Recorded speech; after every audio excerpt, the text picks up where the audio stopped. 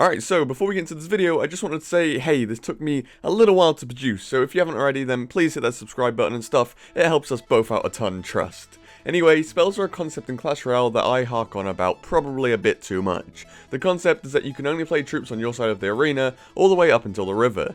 That means that, once you're pushed across the river, there's not too much that you can do to it to affect your opponent's defensive game plan. Sure, you can throw a ranged unit or something to disrupt the defending units, but all in all your push is done once it crosses the river.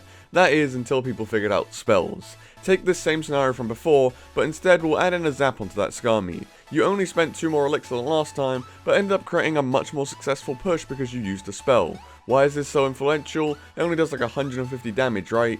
Well, yes and no. While zap won't completely change the outcome of every push, it's the concept of a spell that really causes it to be powerful. It's the fact that you get to control the timing and the placement of zap anywhere in the arena. That's why spells are so powerful, the user being in complete control of the effect, something that never happens with troops or buildings. They're also uncounterable, which is a big feature. That Dark Goblin that we referenced before, well, it could be removed by a log at any point during that encounter. You can't stop a spell from doing its thing, which is why it's also unparalleled by the likes of troops and buildings. They're such a staple to Clash Royale because they just happen, and then there's nothing you can do about it. This affects defensive interactions too. If your opponent sends in a Hog Rider, you can easily just tornado this away and activate your King Tower. What can your opponent do to counter this, assuming they haven't already seen the tornado?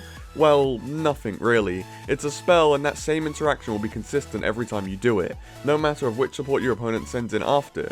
Now, if you defend the same Hog Rider with an Inferno Tower, your opponent can react with a Lightning spell. Obviously, it's not the best in terms of elixir, but it's just an example, so stick with me. They have now countered your defensive game plan and kept their Hog Rider alive. Only spells have such reliability, and so they are a key thing to know how to use in Clash Royale. Because of this, every single deck will run at least one spell. There is a reason for this, and it comes from a group of cards that we have now deemed as spell bait. Bat, Skeleton Army, Goblin Barrel, Skeleton Barrel, Princess, Goblin Gang, Dark Goblin, and Rascals are all cards that force us into using small spells in decks. If you don't have a small spell to deal with some bats that are ruining your push, you're just giving your opponent immense value for this 2 elixir card. However, this carries up to big spells too. Magic Archers, Zappies, Flying Machine, Barbarians, Minion Horde, Elixir Collector, and Free Musketeers are all forms of large spell bait. They have enough health to withstand things like logs and zaps, but must be spelled from the board because of the inherent value that they can grant your opponent. Of course, it's not impossible to deal with these cards using just troops, but it is much more difficult and can give you a disadvantage within a game. So now that we've discussed the importance, let's get into actually using these damage spells. On screen is a really sketchily put together table of all of the damaging spells. Quick side note, I decided to leave Tornado out of this, and that's just because you'll be using this card for the effect rather than the 2.5 damage that it deals. So we've spoken about big versus small spells already, but what about instant versus travel? Fun fact, the spells that are in glass containers are consistently instant spells, and the rest being ones that need to travel. I guess it's intentional from Supercell, but either way it's nice to know. Anyway, instant spells are the easiest things to grasp. You cast it, and a second later, boom, it's on the board. These are the easiest spells to learn, and there's not too much to say about them. Really, you want to be hovering them when you push in. This way you can totally minimize your reaction time and get those spells down as quick as possible. These spells will have a slightly weaker power level because of their instant deployment, so being quick means that you're taking advantage of such a mechanic. As for traveling spells, these are more difficult to time and hit.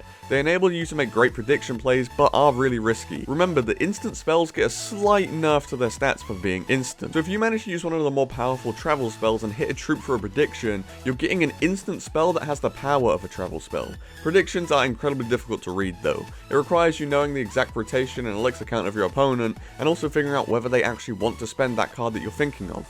Along with predictions, you also have to aim these spells slightly in front of where a troop is moving to avoid completely missing. This can be mostly seen with air units, as their shadow defines where their unit actually is, although everyone knows that by now.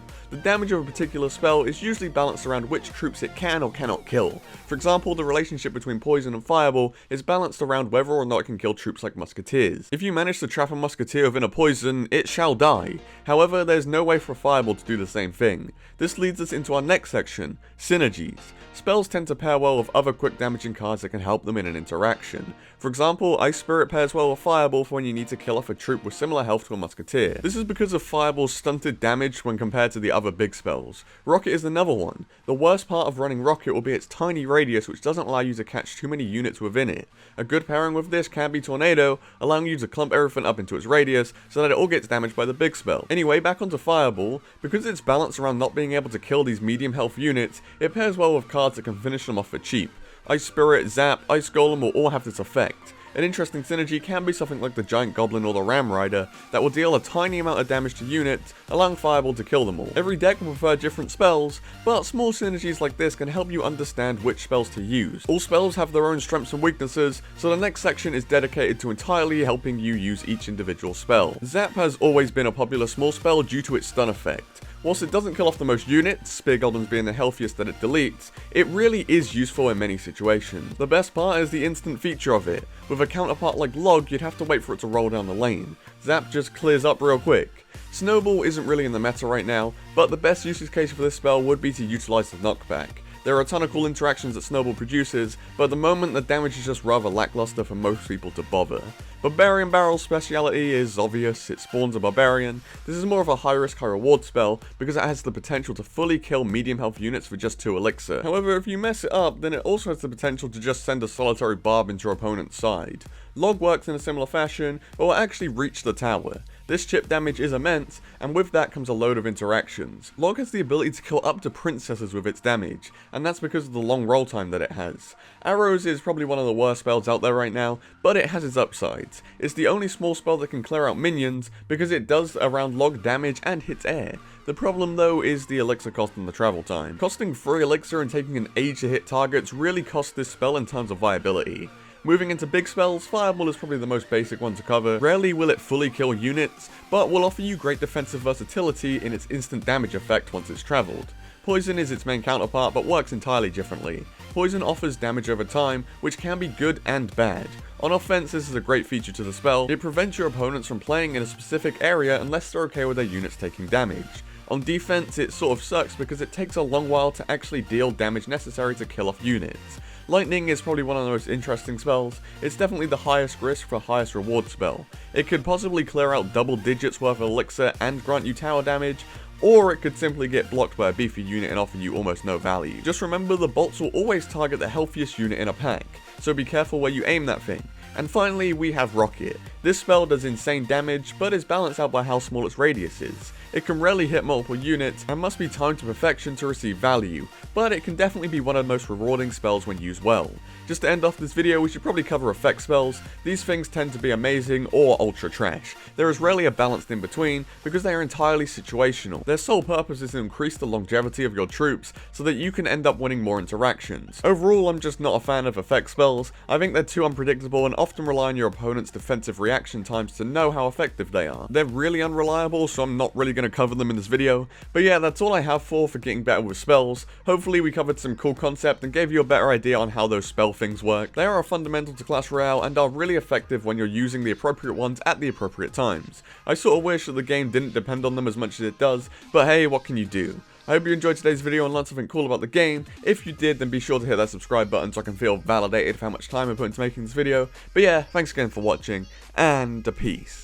Yeah, scrap that outro. This video is almost 10 minutes long, so here's like 1 minute 30 of the rest of this gameplay, which I definitely haven't edited to make slightly longer, so I could make this video 10 minutes. You don't have to watch it all. It's a Clash Royale gameplay. You can go to literally anywhere on YouTube and get this, but you know, I'm just sort of stalling, so I have a reason to make the video 10 minutes, so I can plague you all with more adverts and sell myself out. No, but for real, like, it's worth making 10 minutes, you know? It's only like an extra, I don't know, minute or so from this point. I am really just rambling, and I'm just gonna, you know, leave this to a natural fade out. You don't have to be here, but if you want to be here, then I appreciate you. But like, actually, adios.